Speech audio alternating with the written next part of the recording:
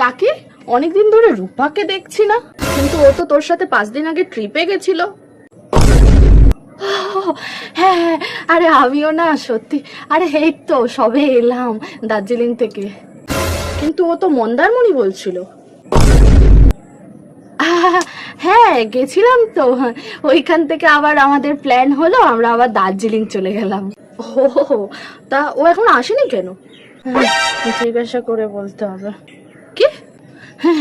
হ্যাঁ না, ওই তো কোথায়, ওই তো কলেজের কোন বান্ধবী ফোন করেছিল, বললো কি ইম্পর্টেন্ট নোটস দিতে হবে, তাই ওখানে চলে গেছে।